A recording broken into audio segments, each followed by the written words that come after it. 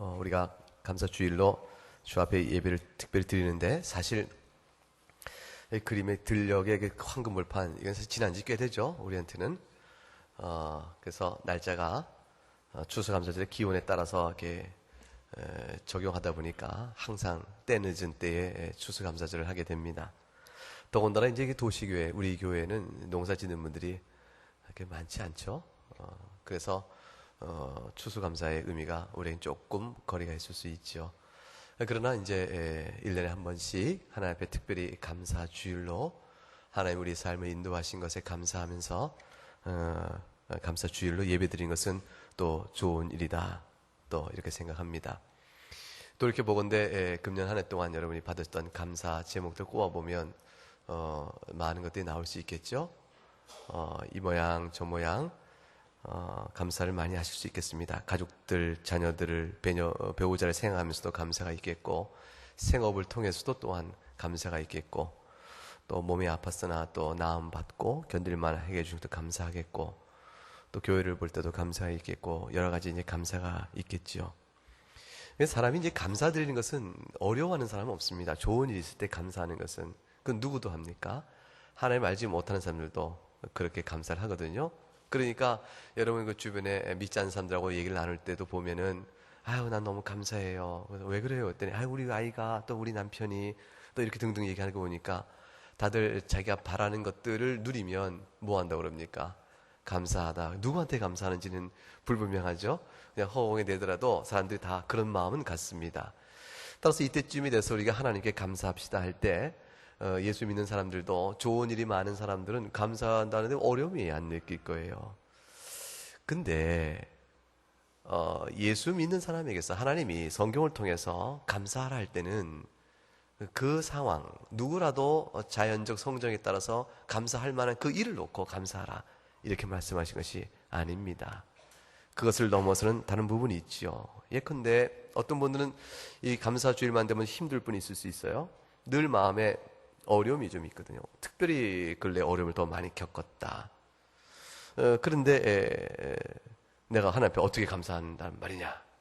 근데 하나님께서는 실제로 오늘 본문에 나왔지만 에베소서 5장 20절 말씀에 범사에 우리 주 예수 그리스도의 이름으로 항상 아버지 하나님께 감사라, 이렇게 말씀하거든요.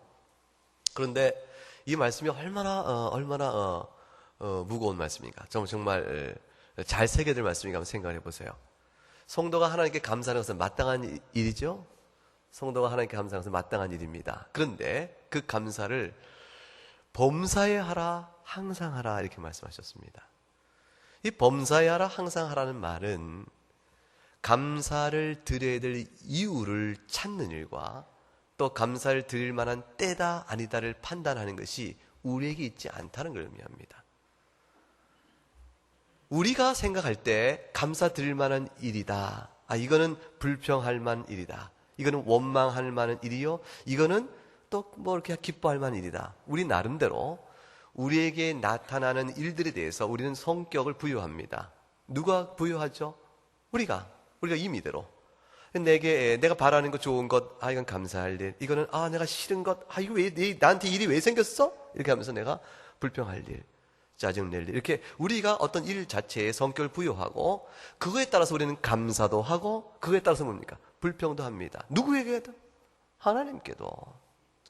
차마 하나님께 불평을 원망 못하니까 왜 이러신지 몰라, 이런 정도로 왜 이런지 모르겠어, 이런 정도로 우리의 마음을 표현하죠. 그런데 범사에 하나님께 감사라는 이 말씀은 그 모든 판단을 뒤엎어버립니다. 아니라는 것이죠. 이 범사에 감사, 우리가 감사합니다, 뭐뭐 때문에란 말이에요. 뭐뭐 때문에, 그렇죠? 뭐뭐 때문에 들어갈 말은 다 우리 생각에 좋은 일들이죠. Thank you for 어쩌저쩌 그래요. 그러면 영어로 말할 때도, 그러면 for 뒤에 말이 좋은 일이에요. 그러니까 당신이 나를 사랑해서 감사합니다, 당신 나 미워해서 감사합니다, 이럴 사람은 없거든요. 그러니까 되게 다 좋은 일인데, 이 범사가 그 말에 해당돼요. 하나님께 감사하라, 범사 때문에, 모든 일 때문에, 너희에게 나타나는 모든 일 때문에 하나님께 감사하라. 그러니까 감사할 일인가 아닌가에 대한 판단은 우리가 할 수 없다는 것이죠. 이미 모든 일이 다 감사할 이유가 되고 있는 것이지, 내가 가려내서 감사할 일이 아니라 가려낼 일이 아니라는 것입니다. 그렇기 때문에 항상 하나님께 감사라는 말씀이 나옵니다. 문제는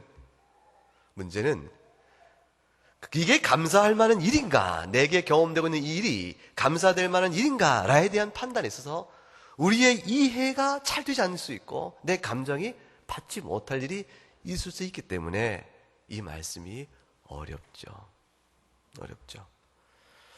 올 한 해 동안에 가정적으로 돌아볼 때 연로하신 부모님을 하늘에 보내신 분도 계실 거고, 심지어 배우자나 자녀나 또는 동기, 형제, 자매를 먼저 하늘에 보내신 분도 계실 거예요. 사랑한 친구를, 그런 사람도 있겠죠. 여러 가지 생각들이 밀려오고 하나님 왜? 라는 질문을 우리 안에 담고 아직도 풀지 못한 채 그 일에 관해서 질문을 갖고 있는 분도 계시겠죠. 올해 유난히 건강에 문제를 겪었던 분이 계실 수 있을 것이고, 사업에 경제 어려우니까 얼마나 어려웠어요. 지금도 여전히 아직 어렵지만 사업이 여의치 않아서 노심초사 마음을 초조히 해야 될 그런 시간을 보낸 분도 계시고, 부부간에 특별히 어려움이 올해 근래 들어 나타날 수도 있고요. 여러 가지 일들이 여러분 경험 속에서 있을 것입니다. 그 모든 것들, 육체적 삶의 어려움뿐만 아니라 영적인 침체, 이런 모든 것들로 인해서 여러분이 하나님 앞에 나와 감사하자 했을 때 선뜻 자발적으로 그래 라고 화답하지 못할 수도 있겠죠. 근데 교회는 감사 주의를 정해놓고 하나님께 감사라 하니 여러분 마음이 어떻겠습니까? 그럼 하나님께서는 내가 슬픈 일을 경험하고 있는데도 이 슬픈 일 속에서도 그냥 명랑하게 춤추고 노래하라는 말씀이신가? 하나님 우리의 고통과 슬픔에 대한 우리의 성정을 하나님 모르시는가? 그런가? 그럴 때 때로는 혼란스럽죠. 하나님께 감사하는데 불평과 불망의 원망의 마음을 갖고 감사할 수는 없는 거니까. 근데 하나님께서 왜 범사에 모든 일이 다 감사의 이유라, 감사의 대상이라 그렇게 말씀하시는 것일까? 우리의 이해를 넘는 말씀이요, 우리의 감정이 받지 못하는 말씀이죠. 그럼에도 불구하고 이 말씀은 하나님의 말씀입니다. 하나님이 우리의 약한 성정과 삶의 고난과 슬픔을 모르시는가? 우리 성정을 모르시고 현실을 도대체 모르시는가? 바울 사도 도대체 아무것도 모르는 분이다. 세상 물정 모르고 인생의 아픔도 모르는 사람인가? 이런 얘기를 해놓다니 추상적이라, 관념이다, 실상은 그렇지 못하다, 이렇게 우리가 얘기할 수 있겠는가? 그렇지 않죠. 하나님은 우리보다도 우리의 고난과 슬픔을 잘 아시죠. 우리 아픔과 우리 연약함을 잘 아시죠. 만드셨잖아요. 다 아시죠. 사도 바울이 모릅니까? 알죠. 그는 사실 우리 누구보다도 연약성과 고난이 무엇인지를 맛보고 아는 사람이잖아요. 여러분 보세요. 고린도후서 12장 8절과 10절에 가게 되면 사도 바울이 이런 얘기합니다. 하나님께 자신이 너무 아픔이 있어서, 질병이 있어서, 그 질병의 내용이 어떤 것인지 잘 몰라요. 우리는 아직. 어떤 사람은 간질이라고 그러고 어떤 사람은 눈이 안 보여서 그런다는 동정이 있는데, 그러나 중요한 것은 사도 바울이 벗어나고 싶은 아주 간절한 기도 제목이 있었어요. 너무 힘이 들어서 하나님께 3번을 간구했다. 3번이나 간구했다는 것은 3번만 간구하고 그냥 끝날 만큼 가벼운 문제라는 뜻이 아니고, 그 간구의 진실한 3번을 위해서 사도 바울이 얼마나 무게 있게 기도했는가를 설명합니다. 근데 하나님이 사도 바울에게 깨우쳐 준 건 뭡니까? 내 은혜가 너에게 족하다는 것입니다. 그대로 받으라는 것이죠. 그 안에서 하나님께 감사할 이유를 찾아가고, 그 안에서 하나님 그것을 주신 바 된 뜻을 분별해가는 새로운 사업, 새로운 과제, 영적 과제가 있는 것이죠. 바울 사도가 그래서 깨닫습니다. 내 능력이 약한데 온전하지기 때문에 내가 너에게 베푼 은혜가 너에게 족한 줄 알라고 말씀하실 때 도리어 크게 기뻐하였다. 이게 역설이죠. 약하고 하나님 앞에 떠나길 간구했던 기도 제목이 있음에도 불구하고 크게 기뻐하는 것은, 이건 이중 감정이잖아요. 이런 상황이 성도 안에는 있는 겁니다. 몸은 고난 속에 있으나 심령은 오히려 그 고난의 해석 안에서 새로운 관점을 열어가면서 실로 하나님 앞에 기뻐해야 될 영적 가치가 무엇이고, 내가 무엇으로 감사하며 무엇을 기뻐할 것인가에 대한 중심의 원리를 잡아가기 시작하면서 범사의 문제가 나에게 새롭게 다가오는 것입니다.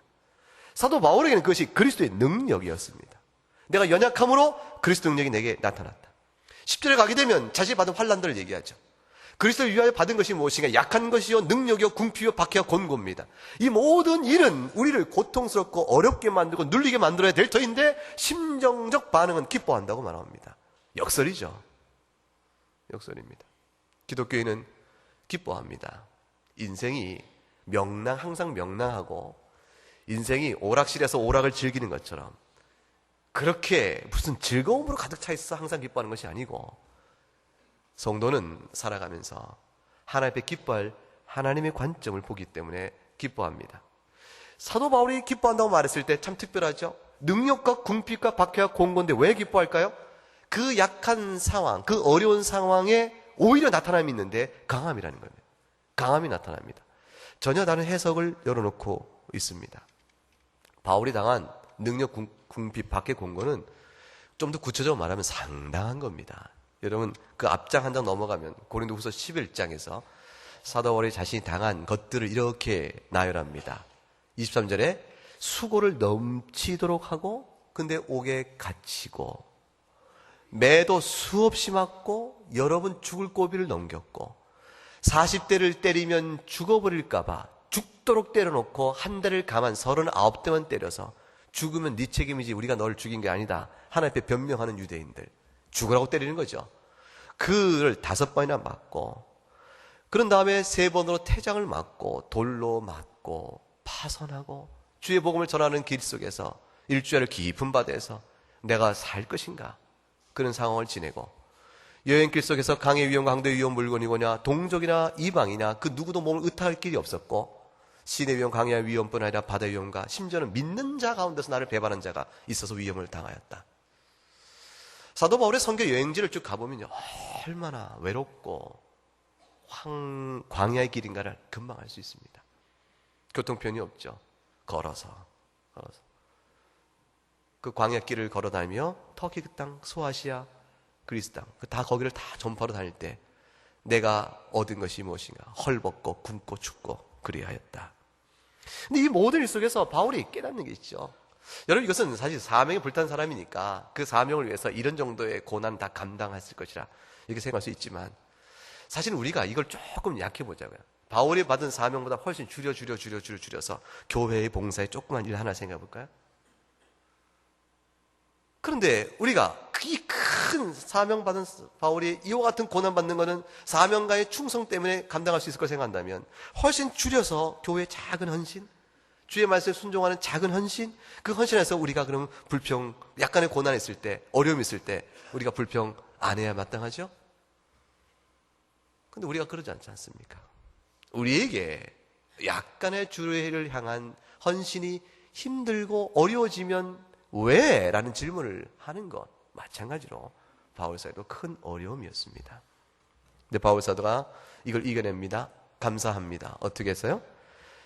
30절에 내가 부득불 자랑할진데 우리 약한 걸 자랑한다. 이 기가 막힌 역설을 배우기 시작합니다. 왜 그러냐면 내가 약할 때 내가 주를 더욱더 바라보고 주를 더욱 바라볼 때 주께서 나를 붙드신 은혜가 더욱더 분명하게 나타나기 때문이라.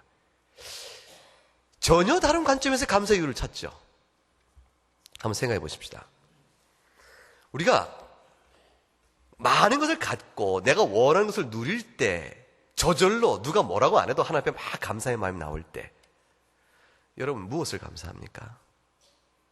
여러분 감사의 이유를 어떻게 잡아냅니까? 하나님께 감사드리죠. 그러나 실제 하나님께 감사를 드리지만 여러분 마음에 드는 감사의 이유는 뭡니까? 뭐에 있습니까? 내가 소리 들어 누림이죠. 그게 누림이잖아요. 그러니까 하나님에 대해서 얼마나 알아갑니까? 여러분이 갖고 싶은 것을 돈을 많이 벌었다. 가정을 해보자고요. 많이 벌어서 돈이 많은 게 뭔지 우리 잘 모르니까. 그러니까 한번 돈이 굉장히 많다고 가정해 보십시다. 그때 감사하다. 이렇게 말할 때 그 감사 속에서 여러분 하나님에 대해서 뭘 배워갑니까? 그 많은 물질 여러분에게 하나님에 대해서 뭘 가르쳐줘요? 여러분의 권력과 명예, 여러분이 갖고 싶은 소망이 있고 손에 쥐었을 때 하나님에 대해서 뭘 배웁니까? 하나님에 대해서 많은 거 배우지 못하고 마음과 생각을 다 어디에 뺏기죠? 손에 쥐고 누림에 만족감에 확 밀려와서 하나님께 얼마나 많은 감사를 드린다 할지라도 그 감사 전부 다 뭡니까? 하나님 그분이 누구시며 내가 그 앞에 어떤 자로 서 있으며 그의 영광을 위해 살아야 될 부르심 앞에 내가 어떻게 서 있는가에 대한 영적 가치과 관점은 상당히 피상적이 쉽고 내 안에 차고 손에 들고 있는 누림으로 인해서 내 마음을 다 뺏겨버리고 그러면서 감사를 드릴 일이 허다하죠. 그런데 그 모든 것들이 상당히 위축되고 줄었음에도 불구하고 감사한다고 생각합시다. 그러면 그 감사는 연약할 때 하나님께 감사드린 사람은 무엇을 배워서 감사할까요? 무엇 때문에 감사를 하게 될까요? 자기의 결핍된 그 상황 때문에 감사를 할까요? 그 결핍 자체를 넘어서 이 결핍을 통해 내가 깨닫고 배우고 알아가는 하나님의 사랑이요, 하나님의 위대하심이요, 하나님의 선하심과 그 지혜를 바라보며 기대하게, 찬송하게 되어지죠. 연약하면 하나님을 바라봅니다. 하나님을 찾습니다. 하나님을 찬송합니다. 하나님의 영광 돌립니다. 부유하면 조심하세요. 하나님을 잘 섬긴다 하더라도 거기에 마음이 들어가게 됩니다. 약할 때, 부할 때, 어느 때나 하나님께 감사할 것이로되 우리 생각에는 부하고 누림이 많으면 감사할 것이 많을 것 같지만 그 감사에 하나님 향한 초점은 줄어들기가 위험스럽고 줄어들 위험이 크고 내가 결핍되고 잃어버린 것이 많을 때는 오히려 하나님께 향한 집중이 강해질 수가 있습니다. 어느 때든지 범사에 감사하라. 결국 교훈의 요점이 뭡니까? 결국 그게 되어지면 우리가 처한 환경이 어떠하다는 사실에 있어서 감사의 이유가 나오는 것이 아닌 것이죠. 수확이 좋을 해에는 하나님께 추수감사를 드리고 오늘 보니까 올해는 수확이 영 아니다. 태풍 불고 가뭄 들고 이래서 수확이 영 아니다. 그럼 올해는 추수감사절 한 해를 쉽니다. 이럴 수 있을까요? 그럴 수 없죠. 결국 수확이 풍성할 때나 적은 해나 하나님께 우리는 계속 감사로 나아갑니다. 적을 때도 감사로 나가는 것은 결국 뭡니까? 죽음에도 감사할 수 있다. 죽음에도 감사할 수 있다. 그것은 뭘 얘기하죠? 이 세상에 어떤 일이라도 주 앞에 감사할 수 있어야 한다. 그것을 말하죠. 하나님께서 우리를 그의 자녀로 삼으셨다는 사실 때문에 하나님의 섭리에 대한 특별성 때문에 우리가 감사의 이유를 찾아나갑니다.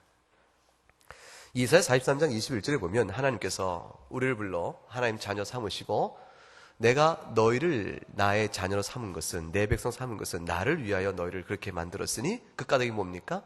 하나님을 어떻게 하려고요? 찬송하게 하렵니다. 그 말씀합니다. 하나님을 찬송하게 하려고 우리를 주의 백성 삼으셨던 목적입니다. 여기는 예외가 없습니다. 하나님이 우리 하나하나의 삶을 다 아시고 이스라엘 형편을 아시지만 그러나 찬송받기를 원하시죠. 시편 34편 1절에 다윗이 이렇게 노래했습니다. 내가 여호와를 송축하며 내 입술로 항상 주를 찬송하리라. 이 항상이라는 말은 다윗의 이 상황을 생각하면 참 의미심장합니다.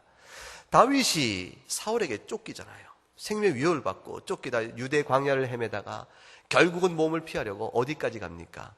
이방의 땅이요 원수의 땅이요 귀신의 나라인 블레셋에 가서 몸을 의탁하려고 피난하러 갑니다.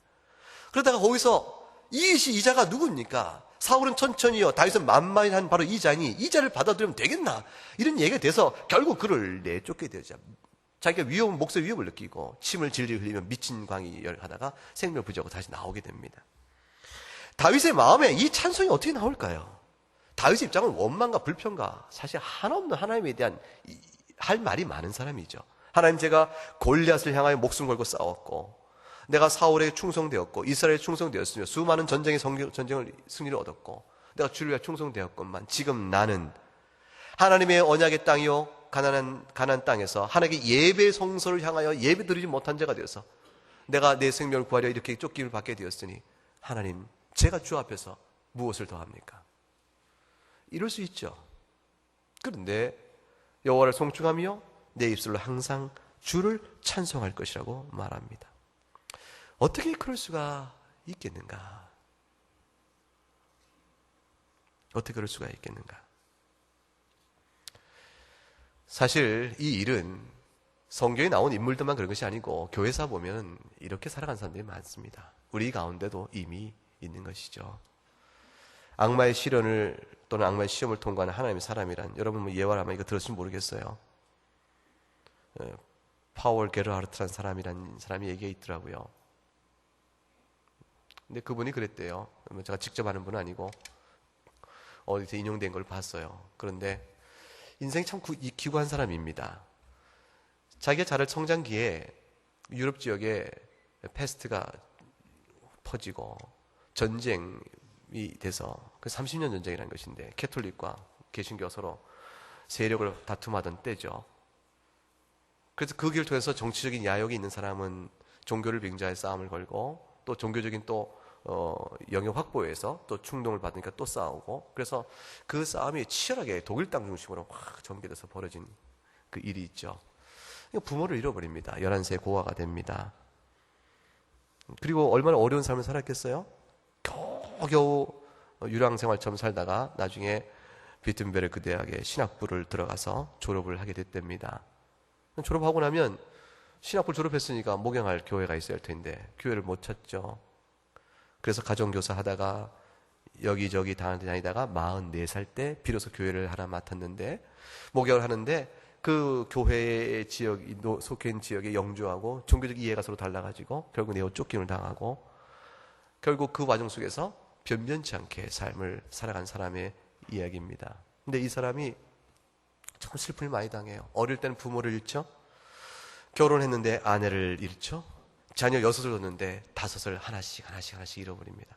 하나만 남고 만 사람이라. 그래서 그 사람이 인생이 하도 어려운 삶을 지어서 악마의 시련을 겪은 사람이라 이렇게 말을 해요. 그런데 그 뒤에 붙은 말이 더 중요하죠. 하나님의 사람이었다. 뭘 얘기합니까? 이분이 남긴 찬송이 123곡입니다. 찬송가를 지어낸 거죠. 그 중에 한 부분이 바하의 마태 순환곡에 사용이 되었다 해서 기억되고 있는 분입니다.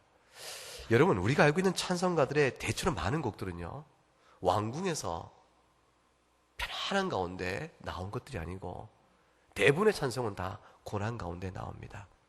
육적인 고난 속에서 큰 질병이나 큰 사업적 어려움이나, 내가 멀쩡했던 사람이 어떤 핸디캡을 얻게 되고 사고로 인해서 육체에 어려움이 생기건, 또는 나면서부터 그러건, 그 육체 환난 속에 있거나, 아니면 심령에 상한 영적인 환난 속에서 큰 일을 겪거나, 심한 죄 가운데 있다가 하나님의 은혜로 돌이켜 나오게 되거나, 그 모든 환난 가운데서 주 앞에서 찬송시를 쓰게 되는 것이죠. 죄 중에, 건강할 때 죄 중에 임의로 방황하고 살다가 하나님의 긍휼함이 간섭이 있어서 결국은 큰 사고 중에 모든 걸 다 잃어버리고 나서요, 내가 망하다 죽게 되었다 싶을 때 주께서 그의 인생의 관점을 새로 열어주셔서 회개를 알게 하시고 돌이켜 나오게 되니 모든 걸 상실한 사람의 앞에서 찬송의 기쁨이 나오기 시작하는 거잖아요. 우리가 본 찬송가는 그렇게 쓰인 찬송가 참 많습니다. 여러분의 마음의 속에서 그리스도를 사랑할 때가 언제고, 주의 은혜가 절절하고 그럴 때가 도대체 언제입니까? 절실할 때가 언제입니까? 진정한 감사가 언제 나옵니까? 그치, 가만히 있어도 참 감사해 싶은 이 감사는 우리가 자연성상 그냥 찾아오는 것이라니까요. 근데 그때 하나님을 향한 감사는, 여러분이 그거로 인한 감사인가 하나님을 향한 감사인가는 조금만 상황이 어려워지면 금방 압니다. 하나님이 너희가 나를 사랑하는 줄을 알고자 하여 뭘 하시죠? 한 번씩 흔들어 보신다 하시죠. 그거는 하나님 몰라서가 아니고 우리에게 믿음의 중심이 어디에 둬야 할 것인가를 깨우쳐 주려고 하시는 일들이죠. 깨우치려고 하시는 일들이죠. 여러분, 내 주여 뜻대로 하옵소서라는 찬송 알죠? 우리 그 549장, 이 찬송을 쓴 분이 벤자민 슈몰크라는 목사님이래요. 근데 저는 이 찬송을 쓰게 된 그 일화를 읽고, 그다음부터 이 찬송이 부르기 어려워졌어요. 근데 이 가락은 얼마나 좋습니까? 그냥 소음자 읍지로도 부드럽게 으로나오는 가락이죠. 가사 뜻도 참 좋잖아요. 그런데 이 슈몰크 목사님이 이 찬송가 쓴 내용의 대목이, 자기가 전도 여행 갔다가 돌아올 때, 어떤 때는 구제라고 그래요. 그러니까 어떤 때는 잠깐 지역을 떠나서 한참 오랜만에 집을 돌아옵니다. 이게 전도 여행이었던 것 같아요. 그런데 보니까 집이 안 보이는 거죠. 왜 안 보였겠어요? 집이 불에 타버린 거죠. 그러니까 죄가 돼버린 거예요. 얼마나 놀랬겠습니까? 가봤더니 아내도 없죠. 자녀도 없는 거죠. 이 기가 막힌 상황 속에서 얼마나 울었겠어요. 참혹한 관계 앞에 얼마나 울었겠습니까? 주저앉아 한없이 울고 절망 가운데 낙심하다가 하나님의 은혜를 생각하게 됩니다. 그리고 사나 죽으나 주의 것이요 내 사랑하는 가족들은 낙원에 이르러 있는데 내가 이 땅 살면서 무엇으로 기뻐했는가, 무엇을 바라고 감사했는가, 이 생각을 하면서 자기 사랑하는 가족들을 낙원에 품으실 주의 영광에 그걸 생각하며 지은 가사죠. 온몸과 영혼을 다 주께 드립니다. 이 세상 고락간 주인도 하시고, 이 세상 고락간 이 줄치면 기쁠 때나 슬플 때나이니까 이 고백이 얼마나 깊은가. 내 인생 하나님 주하는 줄 믿습니다. 섭리 가운데 붙든 줄 믿습니다. 여러분, 믿음이 도대체 뭡니까? 믿음이 뭐죠? 여러분 다 예수 믿고 하나님의 백성으로 이곳에 오셔서 예배하시는데 여러분 심령 속에 믿음이란 질문, 믿음이 뭔가를 물 때 여러분 도대체 여러분 믿음을 어떻게 설명하시겠어요? 믿음은 물론 성경에 보게 되면 성경 글대로 히브리서 11장 1절에 바라는 것들의 실상이요 보이지 않는 것들의 증거라고 되어 있습니다. 이것이 믿음입니다. 근데 여러분이 바라는 것들의 실상이 올 때 그 바람, 보이지 않는 것의 증거, 그 증거는 보이지 않음, 그 바람과 보이지 않는 것 도대체 뭐라고 이해하고 계신 것이? 여러분 인생 살면서 하며 사는 동안에 믿음이라고 생각할 때 그걸 뭐라고 생각하고 계세요? 그것은요, 내가 볼 때에 하나님은 살아계셔, 내가 판단할 때 하나님은 선하셔, 내가 볼 때에 하나님은 지혜로우시다고 이렇게 내 판단에 따라서 하나님을 믿고 나가는 것이 아닌 것을 의미하죠. 내가 납득할 만한 이유가 있어서 하나님이 선하신 것이 아니고 내가 받을 만하기 때문에 하나님이 비로소 지혜로운 것이 아니고 믿음은 하나님이 지혜로우시고 선하시며 예수 믿고 구원받은 그의 자녀를 택하셨다고 하셨사오니 내가 예수 믿는 이 믿음이 주의 은혜로 된 것이고 따라서 내 인생 사는 동안 하나님이 아버지로 내 인생을 붙드신 걸 내가 믿고입니다. 나는 하나님 내 인생 속에 이 일을 왜 주셨는지, 이 일을 왜 겪게 하시는지 나는 다 헤아려 알지 못하고 있지만, 나는 아직 내 감정이 그걸 다 기쁨을 받지 못하고 있지만, 그러나 내가 아는 것은 하나님은 나의 아버지시여 나를 특별한 섭리 가운데 나를 사랑하시며 나에게 그 지혜로운 가운데 나에게 가장 좋은 것을 주시기로 이끌어 가신다. 이거를 내가 믿는 거죠. 그게 믿음입니다.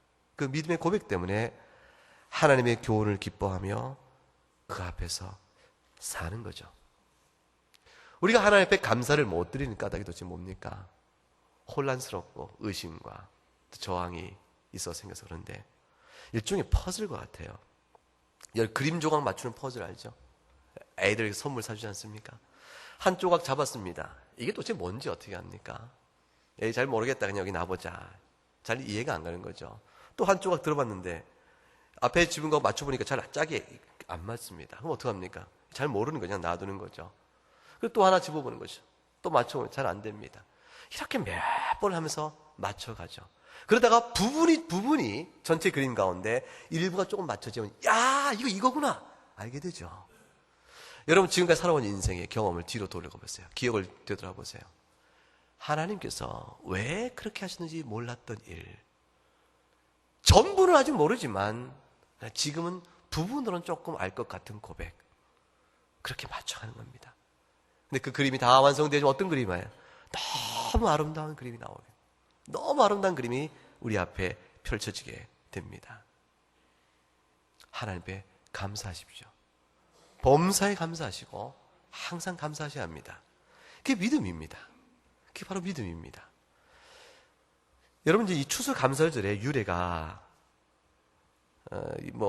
대충 여러 가지 설이 좀 있어요. 그런데 일반적으로 알려지기로는 영국에서 종교 핍박을 받던 국교도에 저항했던 사람들이 메이플라워라는 그 배를 타고 지금 보스턴 에리어죠. 그 뉴잉글랜드 그 지역으로 갔다고 그래요. 그래서 거기서 이제 그들이 하나님 앞에서 추수한 결과를 놓고 감사 예배를 드리면서 기원이 됐다 이렇게 얘기를 하죠. 그 사실이면 한번 생각해 볼 것이 있습니다. 메이플라워에 타고 간 사람은 102명이었다고 합니다. 근데 그 여행길 속에서 대서양 건너오는 길 동안에 46명 내지 7명이 죽었답니다. 그 남은 자가 결국 몇 명입니까? 한 60여 명? 60여 명이 남아서 그 모든 겨울을 지나면서 그곳에서 어떻게 그 삶을 둥질트야 할지, 낯선 토질이요, 낯선 기후요, 아무것도 없는 상황 속에서 그들이 견뎌나갈 텐데 그해 인디안의 도움을 받아서 농사법 배우고 그들이 겨울을 낳고 추수하여 결국 열매를 걷고 인디안과 더불어서 예배를 드렸다고 하죠. 여러분 생각해 보세요. 그 예배가 어떤 예배였겠나? 손에 뭘 쥐고 있었는데 생각해 보세요. 사랑하는 남편이 거기 없죠. 사랑하는 아내가 거기 없습니다. 엄마 아빠가 없죠. 자기 자식이 없습니다. 왜요? 오는 동안에 배에서 죽었잖아요. 겨울 동안에 굶어 죽기도 했잖아요. 겨우 얻은 소산을 보니까 풍성하고 배부르게 먹을 것이 앞에 있었겠습니까? 하나님께 감사합니다. 떠나간 먼저 불러간 모든 사람들 영혼을 주께서 낙원에 받을 줄 알고 믿음 간에 와서 낙원에 받은 줄 알고 우린 주 앞에서 남은 생애 동안 주의 낙원에 이를 때까지 예배하며 가는 거죠. 감사의 이유가 있습니까? 여러분이 감사의 제목을 골라 선택하시겠어요?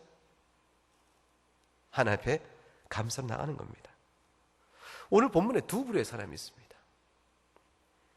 두 부류에서 첫 번째 부류의 사람은 이런 사람이죠. 지혜 없는 사람이고 세월을 아낄 줄 모르는 사람이요, 어리석어서 주의 뜻이 무엇인지, 주의 교훈이 무엇인지, 왜 살아야 하는지, 무엇을 중심으로 살아야, 무엇을 기쁨을 누려야 될 것인지, 무엇이 감사한 것인지, 이 모든 분별력을 모르는 사람입니다. 이 사람은 술 취해 삽니다. 술 취해 살며, 돈이 얻으면 물욕에 취해 살며, 쾌락에 쫓으면 색욕을 쫓아 살며, 정욕을 따라 살며, 권력욕에, 자기 자존에, 만족에, 그 모든 것에 취하에 살아서 분별력을 잃고 방탕에 빠지는 사람들, 그런 한 부류의 사람이 있습니다. 이런 사람들은 절대 하나님 앞에 범사에 항상 감사란 말씀을 받지 못합니다. 이해가 안 되는 사람들이죠. 그런데 또 다른 부류의 사람이 있죠. 지혜 있는 사람이요, 세월을 아끼는 사람입니다. 때가 악하여 이 세상이 죄악 가운데인 줄 알고 그리스도의 중심 십자가의 복음의 은혜를 아는 사람이죠. 주의 뜻이 무엇인지 늘 분별하고 주의 교훈을 생각하며 경건에 연습하는 사람이죠. 오직 성령의 충만을 바라며 소망하는 사람입니다. 이런 사람들은 하나님 앞에 감사합니다. 이런 사람들에 대해서 19절부터 21절에 이런 사람들의 영적 특질을 설명해 놨어요. 19절에 보게 되면 이런 사람 뭐라고 이렇게 말합니까? 이런 사람 어떤 영적 반응을 보입니까? 시와 찬송과 신령한 노래로 서로 화답합니다. 주님께 노래하고 찬송합니다. 그리고 범사의 주 예수 그리스도를 항상 하나님 아버지께 그 그리스도로 말미암아 감사합니다. 이 감사는 시와 찬송과 신령한 노래요, 주께 마음으로 노래, 그 심령 가운데서 노래하는 그 모든 일에 소재가 되며 내용이 되어집니다. 그러므로 그리스도를 경외하며 서로 사랑하고 허물을 덮습니다. 이 세 가지 영적 특질은 오직 성령 충만한 사람만이 가능합니다. 방탕하면 못합니다. 마음을 세상에 두면 절대로 못합니다. 이 보세요. 19절에 어떻게 시를 지고 찬송과 신령한 노래로 하나님께 나갈 수 있을까요? 주님께 어떻게 노래와 찬송을 드릴 수 있을까요? 하나님 앞에 성령이 충만한 자가 그렇죠. 범사에 항상 그리스도로 말미암아 하나님께 감사할 수 있는 사람, 성령 충만한 자죠. 피차 복종하고 사랑하고 허물을 덮는 것, 그리스도를 경외하는 은혜가 아니면 안 되는데 성령 충만함, 그것 때문이죠. 누가 하나님께 범사에 항상 감사할 수 있습니까? 어떤 사람이죠? 성령에 충만한 사람입니다. 여러분, 하나님께 감사할 수 없다고 말할 때 그 사람이 그 상태가 무엇을 의미합니까? 결국 성령에 충만해서 떠나 있음을 얘기하죠. 자기로서 하나님께 할 말이 참 많겠죠. 이러쿵 저러쿵 이러쿵 저러쿵. 그러나 생각해 보세요. 하나님께 감사할 일이, 감사해야 될 이유가 그 가운데 과연 없는가? 여러분, 우리가 불평할 만한 일들이 있을 때 그 불평 이유도 조금만 생각해 보면 자기가 그때 그 일이 있기 전에 그때 내가 그러지 않았더라면 이런 일이 없었을 텐데, 그때 일도 그때 그러지 않았더라면, 이렇게 자기 앞에서 돌이켜 생각할 것들이 참 많이 있습니다. 실제로 우리가 하나님 앞에 감사한다는 것의 의미를 좀 분명히 알았으면 좋겠습니다. 부한 사람은 자신이 낮은 자인 줄 알고 겸손하며 주 앞에 감사해야 합니다. 그래서 가진 모든 것들이 자기를 강하게 만드는 것이 아니고 그 모든 것들을 내려놓고 실로 이 모든 것들이 없는 듯 주 앞에서 살아야 합니다. 사도 바울은 얘기합니다. 너희가 부한 사람일 때 가난한처럼 살 것이며 너희가 가난한 자일 때 모든 것을 가진 자처럼 살아라 얘기합니다. 거기서 은혜를 구할 수 있고 깨달을 수 있기 때문입니다. 여러분, 올해 많은 힘든 한 해를 지내셨을 거예요. 여러 가지로 우리가 기쁜 일도 많이 있을 것이고, 기쁜 일은 두말할 필요 없이 여러분 마음에 감사의로 찼을 것입니다. 그러나 여러분 마음에 어려운 일도 주 앞에 감사할 이유임을 생각하고 새롭게 깨닫는 이유가 됐으면 참 좋겠습니다. 우리 한번 날 구원하신 주 감사, 그 우리 함께 찬양 있죠. 이게 다 아는데 이게 참 쉽게 동요처럼 만든 곡인데 가사는 생각할수록 참 좋습니다. 우리 함께 한번 불러봤으면 좋겠습니다.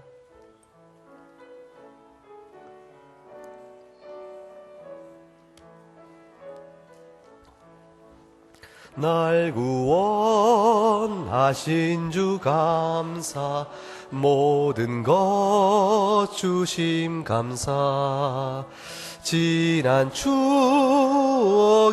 내 감사, 주 내 곁에 계시네. 향기로운 봄철의 감사, 외로운 가을날 감사, 사라진 눈물도 감사, 나의 영혼 평안에 응답하신 기도 감사, 거절하신 것 감사, 전하온 풍랑 감사, 모든 것 채우시네. 아픔과 기쁨도 감사, 절망 중 위로 감사, 증량 못할 은혜 감사, 그 신사랑 감사해. 길가에 장미꽃 감사, 장미 가시도 감사, 따스한 가정 희망 주신 것 감사, 기쁨과 슬픔도 감사, 하늘 평안을 감사, 내일의 희망을 감사, 영원토록 감사해. 기도하겠습니다.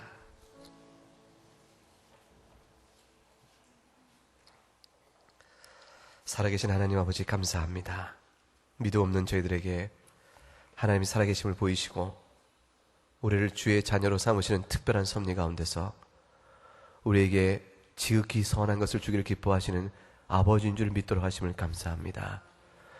우리가 경험하는 모든 인생 가운데 일들이 우리에게 항상 편안함을 주는 것은 아니지만, 그러나 우리가 믿건대 하나님이 사랑하셔서 그의 지혜 가운데서 우리에게 이 모든 일을 경험케 하신 줄 믿고 오직 하나님만을 바라며 주께 감사하며 살아가는 주의 백성 되도록 주여 이끌어 주시옵소서. 우리 중에 고난당하는 일이 있을 때, 우리 가운데 즐거운 일이 있을 때 함께 기도하며 찬송하는 믿음의 권속이 되게 하시고, 그로 인하여 오직 하나님만이 우리의 아버지시여 그날이 이르러 우리 눈을 떠 보실 때에 지금 이해하지 못하나 알게 하시는 큰 사랑, 우리가 지금은 마음을 다 받지 못하나 그때는 감격하여 깨달을 그 놀라운 사랑을 우리 마음에 굳게 믿고 오늘도 범사에 감사하며 항상 기뻐하는 그런 마음을 갖도록 주여 도와 주시옵소서. 용기 있게 하시고 담대함을 갖게 하시고 흔들림 없게 하시고 시련을 견뎌내는 믿음의 성도 되게 하셔서 날마다 감사의 제사를 주 앞에 믿음과 드리는 귀한 우리 화평의 교우들 될 수 있도록 은혜를 더하여 주시옵소서. 감사하고 예수님 이름으로 기도함나이다. 아멘.